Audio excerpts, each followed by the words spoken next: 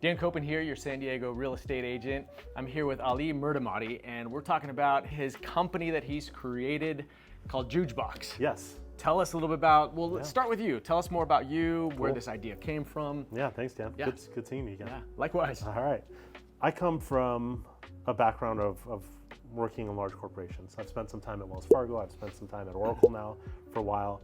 And the corporate grind gets exhausting, and there's only so much that you can do to progress your career. Why would I choose a business that's so resource intensive? I don't know. I'm still trying to figure that out right now. But Juuj Box was an idea that was percolating for a few years in my mind. And it goes to before the pandemic. And what had happened was, I didn't really see anyone that was providing micro storage services. And by micro storage, I mean like storage for smaller items. I've lived in Little Italy for, 11 years? Yeah. And so think about how little space we have in those condos there in San Diego. Sure. And then the prices of real estate skyrocketing. And so Just a in my little bit. mind, yeah, just a little bit. And so in my mind, I was like, there has to be something that we could do to store our either seasonal gear, holiday decorations, etc. And so that idea started accelerating once my wife Christina became pregnant. And we were thinking like, okay, we're gonna need some space. And so the pandemic happened, the idea was there, I started thinking about it, and then revisited after the baby was born. I was like, okay, I think this idea is gonna be the one that I really wanna pursue. I've had an entrepreneurial background, but I'm an all-in type of person, and so I didn't want to go all in unless I knew it was something that I was really gonna invest in. And this is it. It's Juuj Box is basically a couple things now. It's changed. I don't want to say we've pivoted, but it's morphed into a few different things right now. We provide micro storage all over San Diego, so storage pickup and delivery, kind of like these storage bins that you see in the background, along with anything that one person can carry. So things that we don't touch is sofas, bed frames, couches, desks, etc. And so we don't touch any of that. But if you have smaller items like holiday decorations, like family memorabilia, baby mementos, that's what this was created for. And so the idea kind of launched off as a proof of concept in March of 2022. Okay. Put a little bit of energy behind it. And as we were building the website and doing, kind of the footwork that's needed to launch a business, we had college students reach out to us. And so I was like, oh, this is kind of interesting. So we had college students from USD that were like, hey, can we store our items with you over the summer? So that was from advertising that you were already pushing it out there? Someone the found idea? us through Google search Okay, engines. Yeah, cool. search engine optimization. So someone found us on Google, reached out to us, and we're like, oh, that's kind of an interesting idea. Didn't really think much about it. Helped a couple students move in and out of USD. And then it kind of just sat in the back of my mind. Baby was born, and I got busy with that, and I got busy with my day job. And so didn't really get a chance to revisit it until the following year when I ended up being on paternity leave and was thinking about the business again. I'm like, oh, I wonder what we can do here to get a little bit more momentum. And so we started putting some energy behind it, and lo and behold, we had another college student reach out to us the following spring, and it was a San Diego State student. And I was like, I think there's something here. And so I started putting some advertising money behind it, and we went from like 0 to 150 customers over the span of 4 or 5 weeks. Oh, wow. So it grew really fast. Yeah, word of mouth was a big part of it. So if we got one student in one dorm, we'd generally get everyone in that dorm. Sure. And so that was a big part of it. And I was like, okay, we're definitely onto something here. And so the business became less about finding people that need micro storage. Not that that doesn't exist. We still have very specific use cases that, we have like a flight attendant that has her items with us while she's traveling. We have a digital nomad who stores her items with us throughout the year while she lives in Colombia for a few months and goes to New York with her family another few months. And then when she's in San Diego, we deliver her items to her. We have a couple really interesting use cases, but the college thing just kept coming up over and over again. And so we raised some capital and we leaned even more into it this year. And so what you're sitting in this warehouse right now, and the warehouse that we just visited, or will just visit, this is the work of the last 6 months. It's really started in April, but the build up to it has been over a couple of years of time. Okay. The college student growth, I think we 11x'd what we did at San Diego State, we 12x'd what we did at USD, and we 6x'd what we did at UCSD, and so that's why we needed that emergency Yep. warehouse space. Okay. So college students have become one big vertical that we focus on. The other vertical is, you already see the boxes. We have thousands of these things now. We provide an eco-friendly and sustainable way for people in San Diego to move. And so instead of buying cardboard boxes, we'll deliver 40, 60, 80 of these bins. People will move and then we'll come back and pick it up. That way they don't have to deal with cardboard, they don't have to deal with messing around with packing tape, and all the other stuff that goes with it, right? Getting rid of the cardboard boxes and etc. It's just a better experience. Makes a lot of sense as far as the application of it. Yeah. So it started off as just short-term storage. Yep. Weren't even thinking of college students. Nope. Is that right? That's true. And then it evolved. You got these phone calls. They're like, hey, this is another vertical that we could capitalize on, and then the sustainability as far as swapping out cardboard boxes and people's interest in having something that's a little more sturdy. Yeah. It's better for the environment, that sort of thing. 100%. I mean, we've just been following the breadcrumbs, honestly. So when we initially launched the idea, we had cardboard boxes in different sizes that we were delivering to the students. And I had a customer who suggested, hey, I have my own storage bins. Can I just use those? And I thought, that's actually a really good idea. It's sustainable. It's easier to manage. They're easier to stack on top of each other. From a logistics standpoint, it's easier to deliver and pick up. It adds a couple extra steps because you have to deliver empty bins and then pick up the empty ones again from the customer. But it's just a better experience overall and eco-friendly. And so we transitioned to the boxes, and then the students found us, and so now we're delivering boxes to students. That's been a big part of our growth. Now, we're more or less becoming a kind of your neighborhood storage company. Okay. So we have businesses that are coming to San Diego and they have conferences and events that they're doing here, and so they send their marketing swag and material and documents and giveaways and etc. They send it in advance to our warehouse. We'll store it in the back warehouse here, and then we'll deliver it at the time of their event. That's one vertical for us. Yeah. And then as we mentioned, the moving box component of it is also another big vertical. And people, you'll have the occasional Joe Schmo that'll say, well, I can buy totes for $10 each at Costco. Sure. But the reality of it is, if you need 40 of those totes, you're paying $400. Yeah. And you have to find a way to get it to your house, and you have to do something with it after. I mean, what are you going to do? Return it to Costco or sell it on Craigslist? And so we're delivering that value at a much lower price point, and then doing the delivery and doing the pickup afterward. Then you got to get 10 of your friends and offer pizza and beer and have them come over and move all those things. Yeah, and exactly. Just extra hassle. So Exactly. it sounds very convenient, and it looks like you're finding new applications as you grow. Yeah. Because this is it sounds like 2 or 3 years in the making, and only the past 6 months to a year that it's really started taking off. Really, a year and a half in the making. Cool. And about the last 9 to 10 months where it's really started to take off. I've always been curious about, like, when I first met you and you mentioned Juuj Box. Yeah. I'm pronouncing it right, Yeah. right? Yep. Okay. Where does this name come from? Yeah. J-U-U-J. What does that mean? Where does it come from? Good question. So in Farsi, my parents are both from Iran, so I speak Farsi and English. In Farsi, Juuj means small chicklet. And so when there's something small, when you're talking to a child or you're talking about something very small, you say juju or juje. Okay. And so Juuj Box is just basically an English and Farsi translation of a small box, small storage space. Got it. I knew there had to be some kind of That's meaning the play. behind it. That's Was the it play. just like, let's just come up with this word? Yeah. There's companies out there that are just, Come up with random, like, where did this word come from? So that's cool. It's Yeah. got some meaning to you and your heritage and everything. We got sued by Juul when we okay. first started the business because the corporate name is Juuj Inc., which is J-U-U-J Inc. Okay. And so Juul sued us because they said that we're infringing on their name, even though it's a letter different, but welcome to America. Yeah. And so we Sort settled. of litigious. We a little settled. bit. Yeah, we settled. That was the very first obstacle that I had to deal with. But yeah, Juuj Box.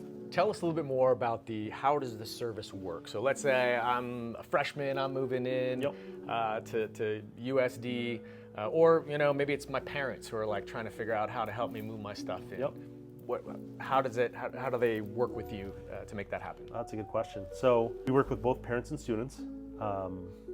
And depending on the college, sometimes it's more the parent, more the student. Sure. But for incoming freshmen, one of the things that we do is they have things like mattress toppers, gear, college gear that they're sending over, equipment that it doesn't make sense to bring with you from out of state. Yeah. They're usually buying stuff on Amazon or Target. And so it doesn't make sense to bring it with you. It doesn't make sense to buy it, to have it delivered there and then ship it over, because that's just too expensive. And the schools won't take possession of it early.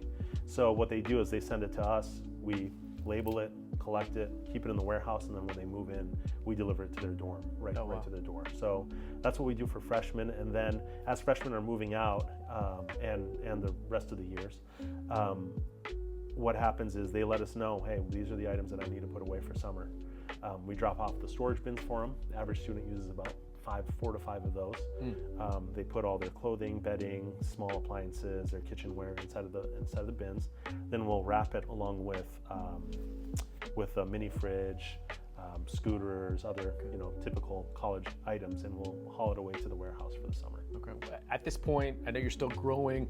Tell me some of the numbers. How many students are we talking about? You said there's 2 or 3 schools involved at this point. Yeah, we're at the about 1,000 student mark. Okay. Is where we're at. So grew substantially from the original 150 that we had last year. And as you saw, we had to get some emergency warehouse space because we just weren't expecting that kind of traction. And then the number of storage bins that we have out, I mean, I think I want to say it was what you saw at the other, what's at the other warehouse is about 1/3 of the total amount of items that we had. So I would say somewhere close to about 3,000 storage bins, plus all the other miscellaneous stuff. This was a huge logistical undertaking, something that we weren't expecting, and I don't necessarily come from a logistics. I come from a software background, but I don't have like a logistics background. Right. And so we implemented a lot of the software that I knew how to implement, and using kind of best-in-class tools to handle deliveries, handle notifications, make the process as seamless and as easy as possible. But even then, we definitely had to spend some extra hours to bring ourselves up to speed on how to do this the right way. What's tricky about the student business is students are all basically asked to leave at the same time. The SDSU, UCSD, USD, they're basically like, hey, here's your date, you gotta leave. Right. Then what happens is the students don't necessarily leave in order. You have students that are catching international flights in the morning. You have some that are leaving in the afternoon, some that are leaving in the evening, some that have their bedding with them and they need it from the night before so that they deliver it to you. So this managing of the times and managing of the different areas, especially the bigger colleges. Like USD is a smaller campus, so it's easier to handle. But when you're talking about SDSU or UCSD, dealing with the congestion, dealing with the commencement ceremony, all the other stuff that the parents are excited about, it becomes quite a bit of an undertaking. Okay, yeah, that sounds like it. So scalability, like as far as obviously you've grown and you've just kind of kept up with it. You've got a full-time job still. For now. And as you're growing this on the side, side hustle, so to speak. So where do you see this going? How big do you see it, growing outside of San Diego, into California, other states? What's your dream? It's growing pretty quickly. I want to see it through. I want to see it through as far as I can. I think because it's such a resource-intensive business, the growth has to be methodical. None of what we do is a completely novel or genuinely brand new idea. There's people that have done summer storage. There's people that do moving box rentals. The execution of it, has been different from organization to organization. Some of them have, survived long enough to get acquired by a bigger company like U-Haul, for example.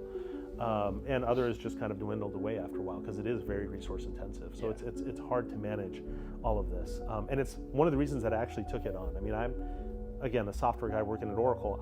It would have been way easier for me to develop some sort of software application, have coders code it, and then resell it 20, 40,000 times and make money on it. This is a way harder track of making money.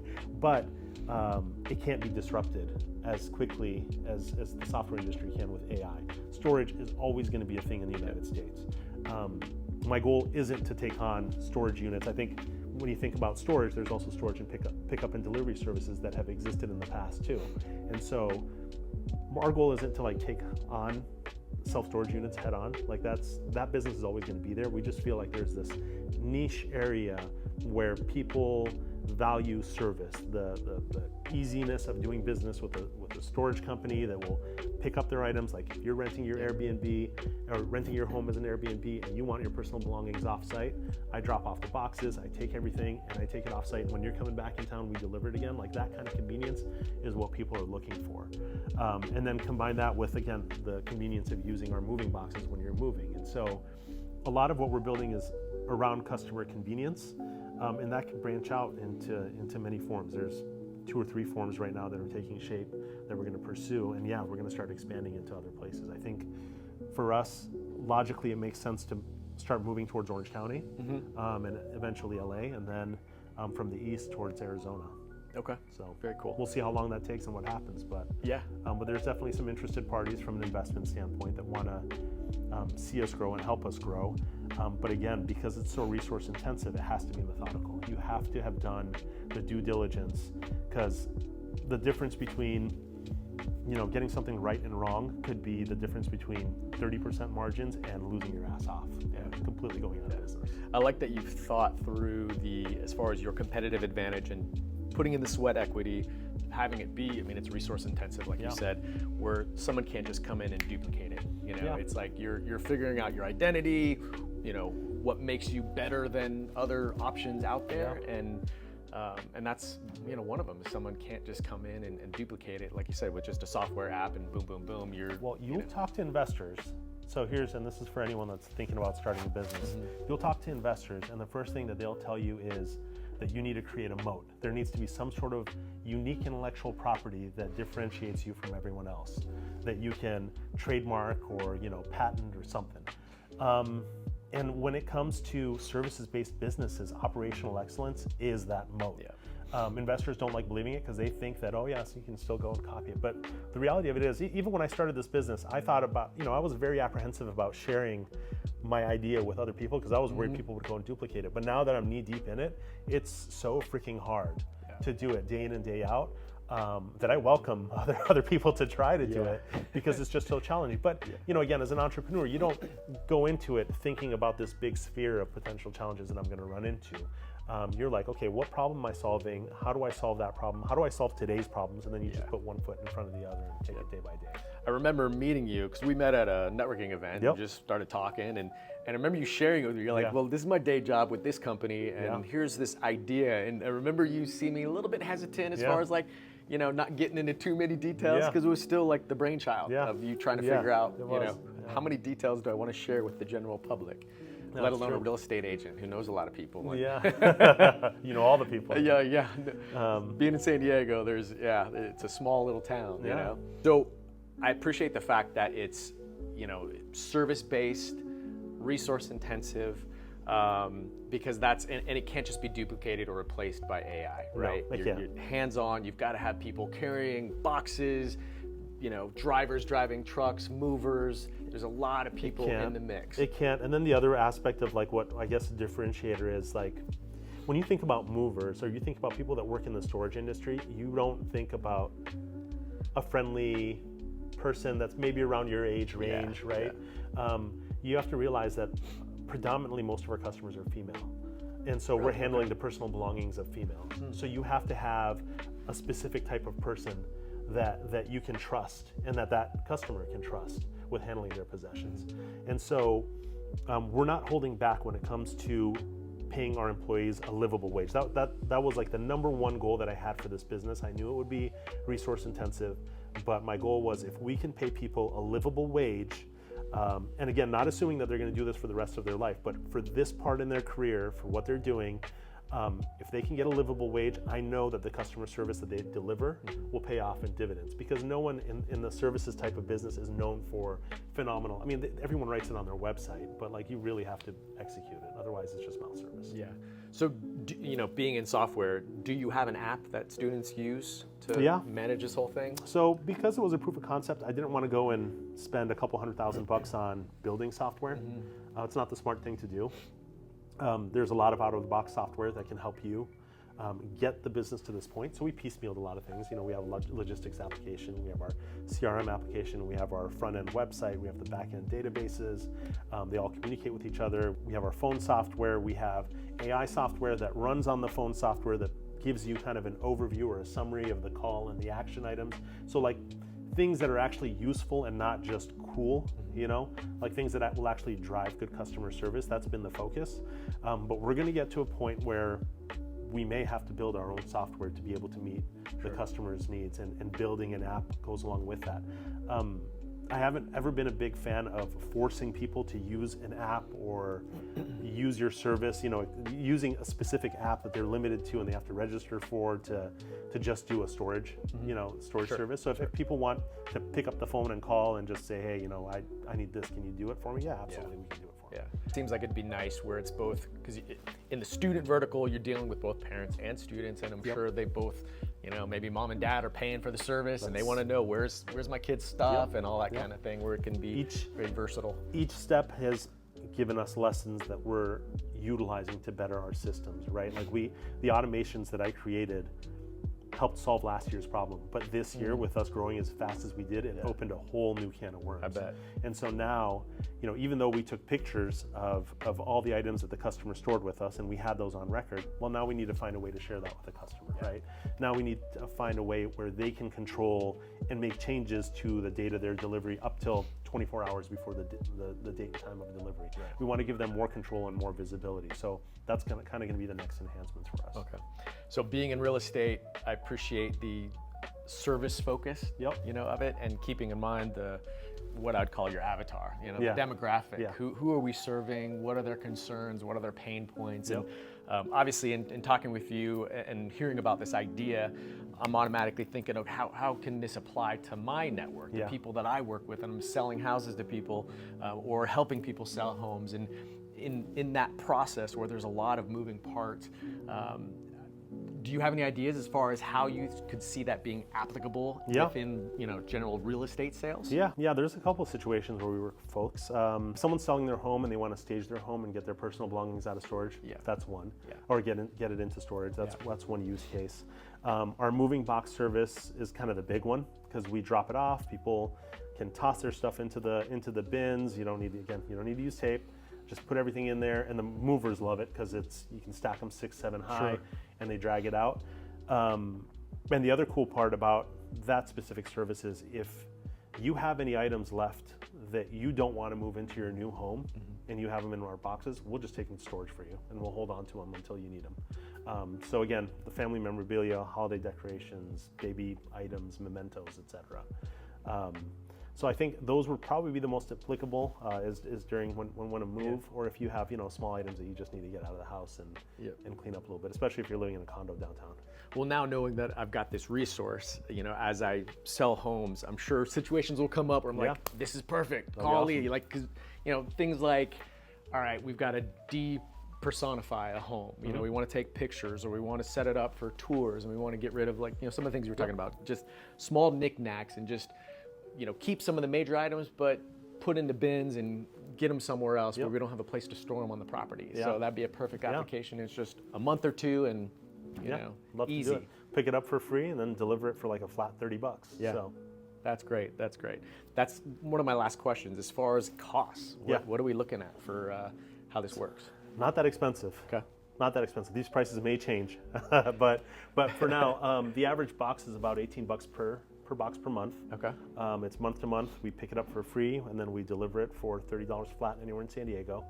Moving boxes are a little bit, well, let me take a step back. So we'll store any item that doesn't require two people to carry. So you'll see some miscellaneous stuff around our warehouse, and really it all comes down to how much space in our warehouse will it take. With college students, there's 15 or 20 items that we know most of them have, and so we've come up with a price sheet for those customers. Okay. But we have a lot of other customers that'll reach out to us and say, hey, you know, I have, we had a customer today that reached out to us, and they're staging 60 homes across San Diego for their Airbnb business. And so they're shipping all their TVs, trash cans, coffee makers, everything that they're going to use to stage the home. It's going to come into our warehouse, and then we're going to redeliver everything when they need it. And so, you know, pricing is all based on the amount of space it takes in our warehouse. And we're still a small business. We're trying to be as flexible and as fair as possible.